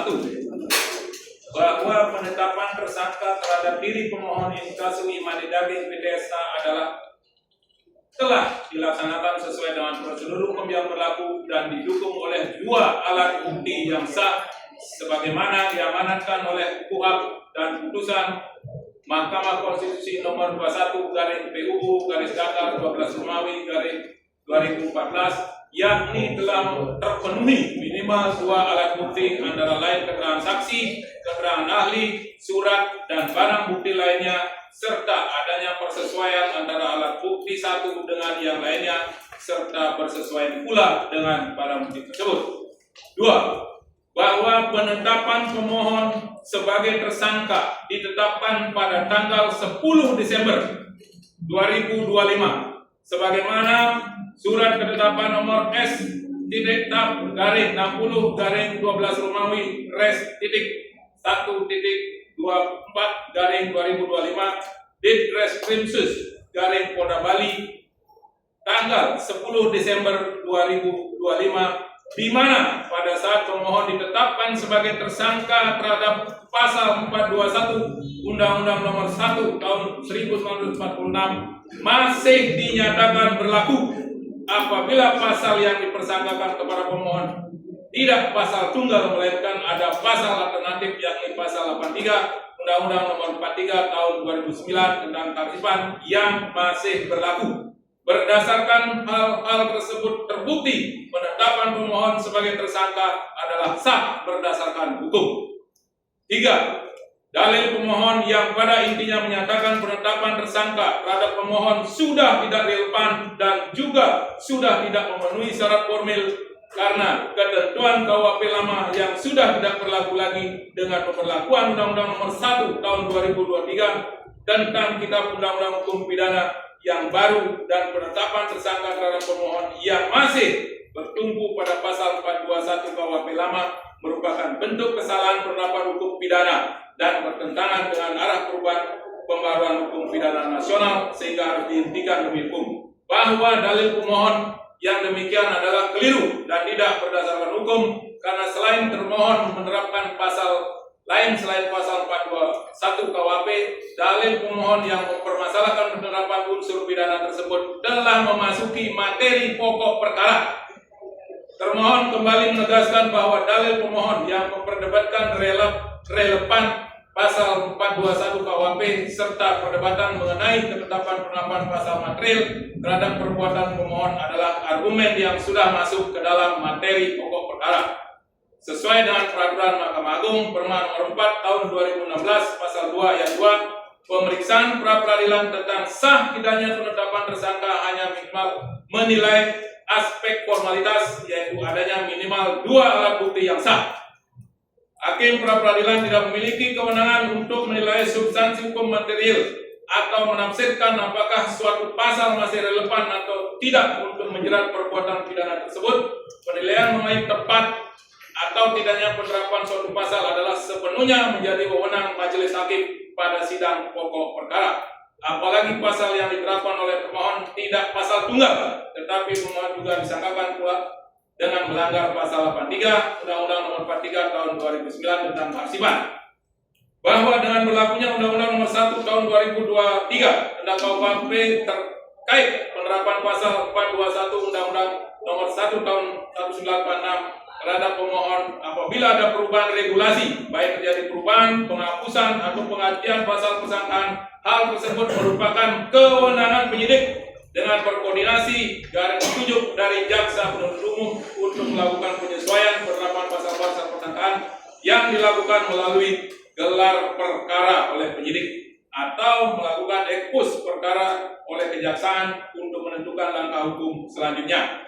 Untuk memastikan transparansi, akuntabilitas, dan profesionalisme penyidik dari penuntut.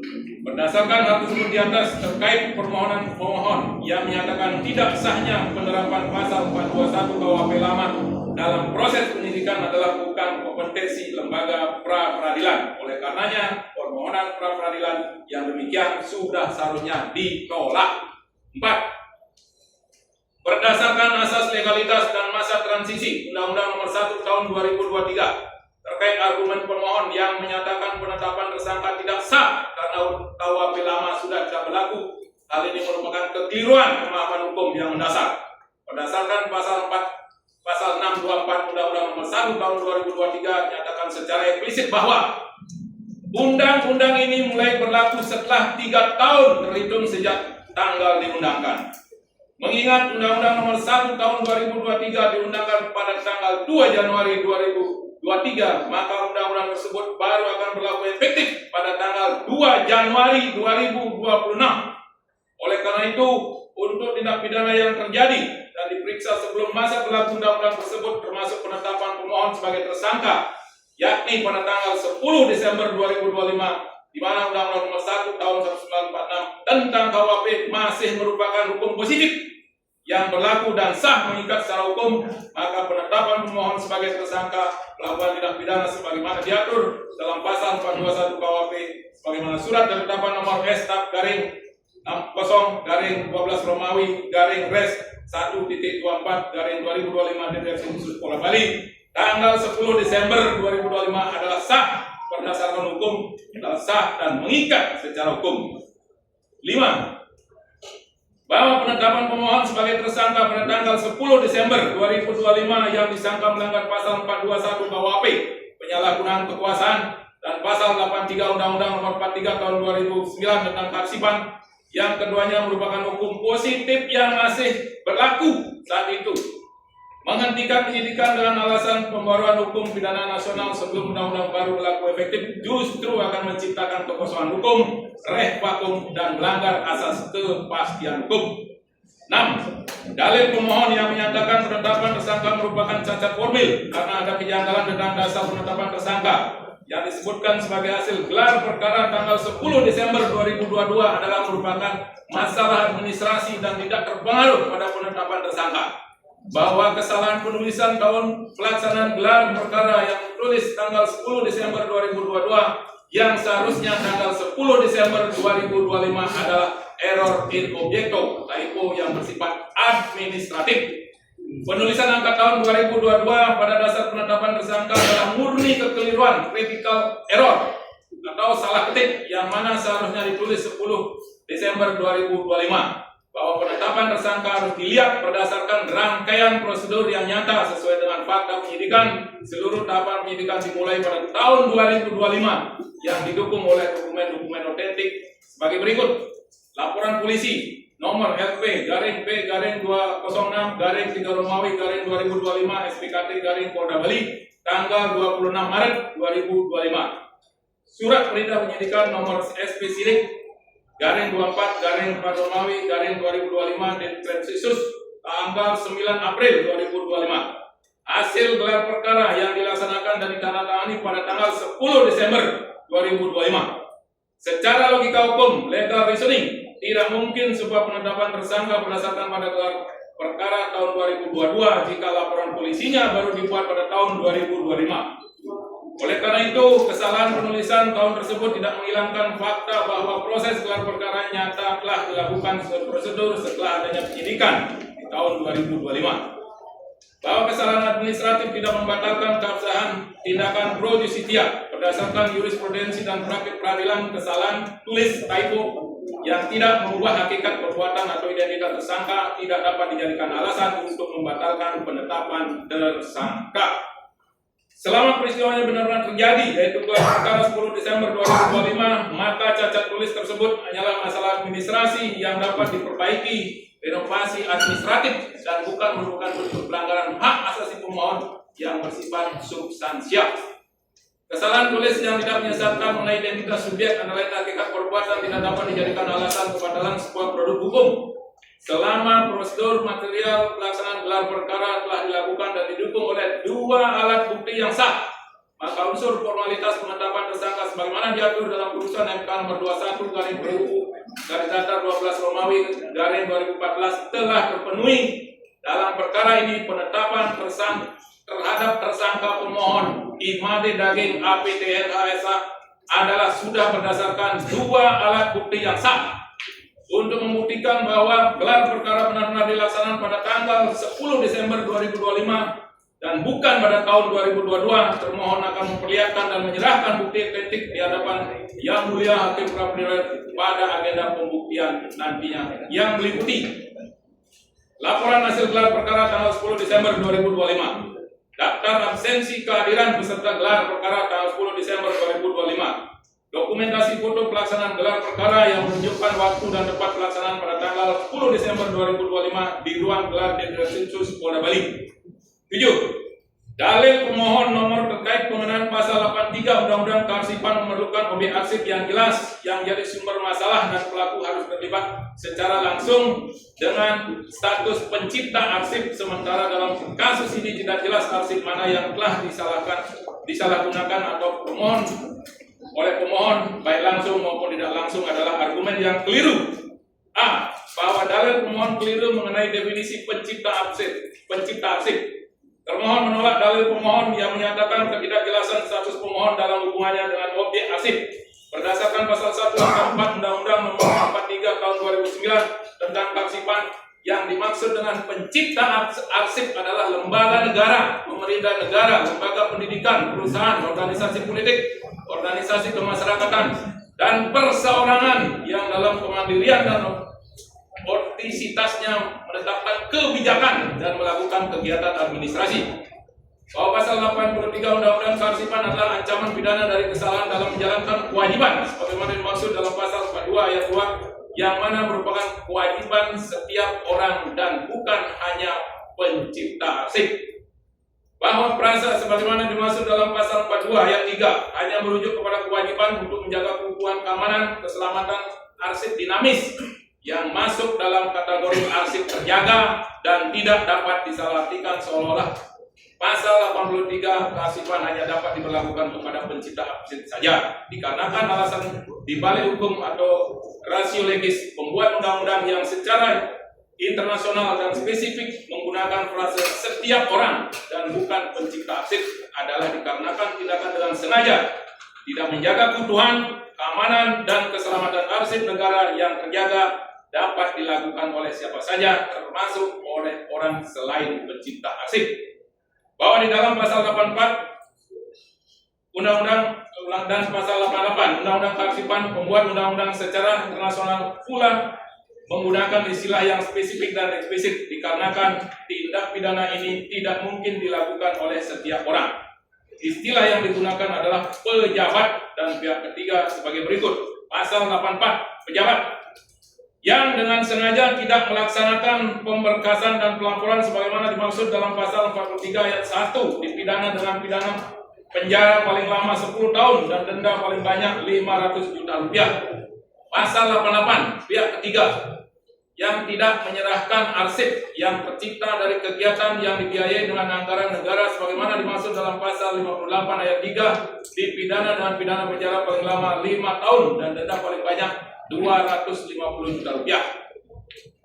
Dalam hal ini, Kantor Pertanahan Kabupaten Badung adalah lembaga negara, garing instansi pemerintah yang bertindak sebagai pencipta arsip, pemohon, dan kapasitasnya sebagai Kepala Kantor Pertanahan merupakan representasi tertinggi sekaligus penanggung jawab atas keamanan dan keselamatan seluruh arsip negara yang dikelola oleh instansi tersebut. B. Bahwa objek arsip dalam perkara ini sangat jelas dan spesifik. Termohon telah mengidentifikasi objek arsip negara yang menjadi sumber masalah dalam perkara ini sebagaimana tertuang dalam berkas penyidikan, yaitu Warkah Penerbitan SHM nomor 725/Imbaran merupakan arsip vital yang menjadi dasar hukum kepemilikan tanah. Gambar ukur asli dan data verwork dokumen teknis pertanahan yang menjamin kepastian luas dan batas tanah. Buku tanah merupakan dokumen resmi pendaftaran tanah. Faktanya, arsip-arsip tersebut dianggap hilang atau tidak ditemukan di bawah kepemimpinan pemohon tanpa adanya upaya pencarian yang sah atau pembuatan berita acara kehilangan yang mana tindakan ini secara langsung melanggar kewajiban menjaga keselamatan arsip sebagaimana diatur dalam pasal 3 Undang-Undang Kearsipan. C. Bahwa keterlibatan pemohon adalah secara langsung melalui kebijakan penyalahgunaan wewenang. Keterlibatan pemohon tidak harus berupa tindakan fisik menghilangkan arsip, melainkan melalui penyalahgunaan kekuasaan yang mengakibatkan manipulasi data dalam arsip baru. Laporan akhir dalam kasus September 2020 yang bertentangan dengan data atau fisik yuridis yang ada. Pemohon secara sadar menandatangani surat laporan yang berisi informasi fiktif pengukuran drone yang tidak pernah ada untuk mengubah status hukum suatu bidang tanah. Tindakan memanipulasi informasi dalam arsip negara adalah membiarkan hilangnya arsip vital adalah bentuk pelanggaran yang nyata terhadap pasal 83 Undang-Undang Kearsipan. D. Namun penilaian keterlibatan substansial merupakan materi pokok perkara. Termohon menegaskan bahwa pembuktian sejauh mana keterlibatan pemohon baik langsung maupun tidak langsung dan penilaian terhadap kualitas objek arsip tersebut adalah bagian dari pembuktian materi pokok perkara. Sesuai dengan Permen Nomor 4 Tahun 2016, Hakim pra-peradilan tidak memiliki kewenangan untuk menilai unsur-unsur pidana secara mendalam.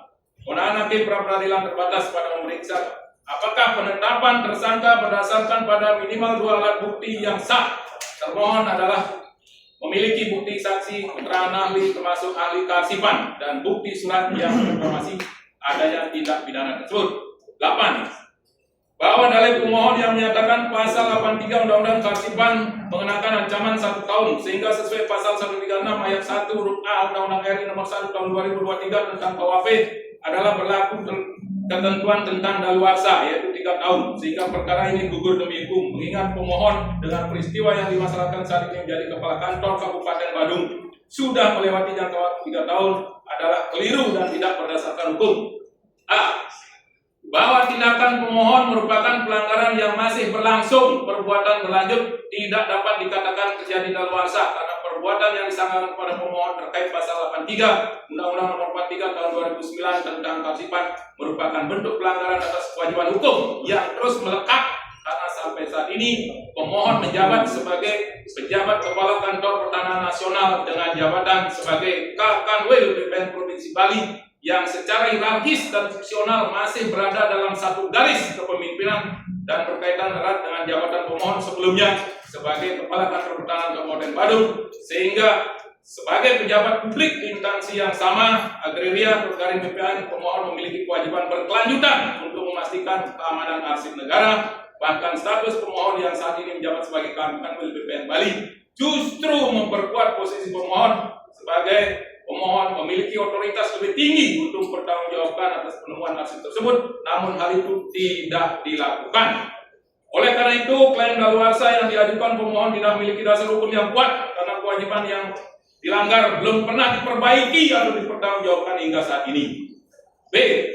Bahwa sampai saat ini belum ada pertanggungjawaban resmi terkait hilangnya arsip, faktanya arsip-arsip vital, warkah, gambar ukur, dan permit dinyatakan hilang atau tidak ditemukan pada masa kepemimpinan pemohon di Kanta Badung dilanjutkan sebagai Kakanwil BPN Provinsi Bali. Namun hingga saat pemohon menjabat sebagai Kakanwil BPN Provinsi Bali tidak pernah melakukan upaya pencarian yang sah, tidak ada pelaporan kepada instansi kearsipan dan tidak pernah dibuatkan berita acara kehilangan sebagaimana diperintahkan oleh undang-undang.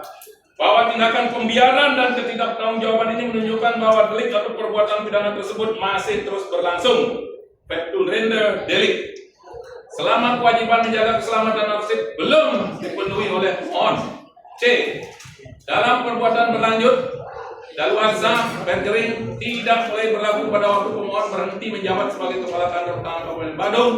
Dalam perbuatan pemohon yang menimbulkan suatu keadaan yang dilarang secara berlanjut, factum render delictum atau disebut delik berlanjut, daluarsa baru berlaku pada waktu keadaan arsip negara yang terjaga untuk kepentingan negara, terjaga untuk keamanan dan keselamatan kembali sehingga sesuai pasal 136 ayat 1 huruf A Undang-Undang RI nomor 1 tahun 2000 tentang KUHP, kewenangan penuntutan dinyatakan gugur apabila setelah melampaui 3 tahun sejak keadaan arsip negara yang terjaga untuk kepentingan negara, terjaga kebutuhan, keamanan dan keselamatannya kembali atau daluarsa baru mulai pada waktu keadaan data informasi yang rusak atau hilang telah diperbaiki atau dikembalikan.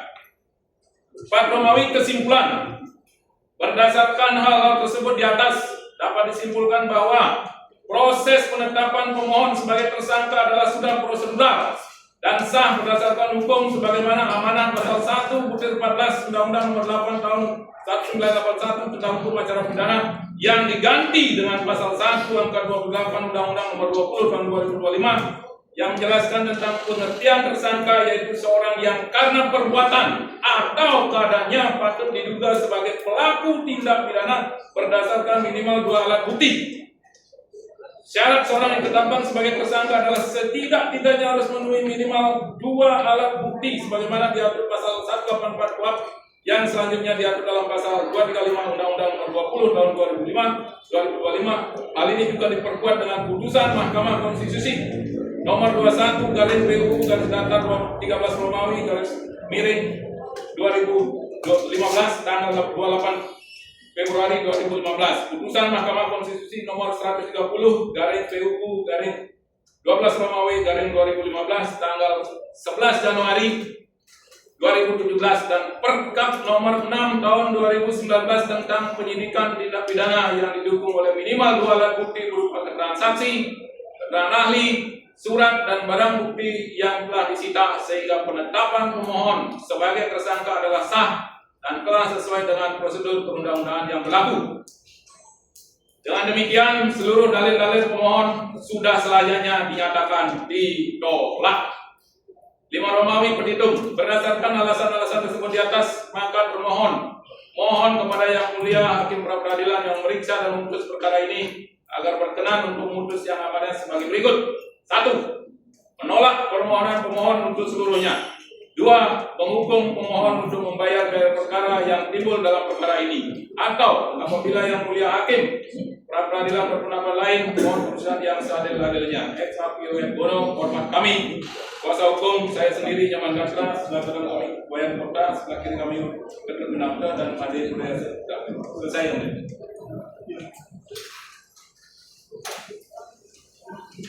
Tadi sudah dibacakan ya.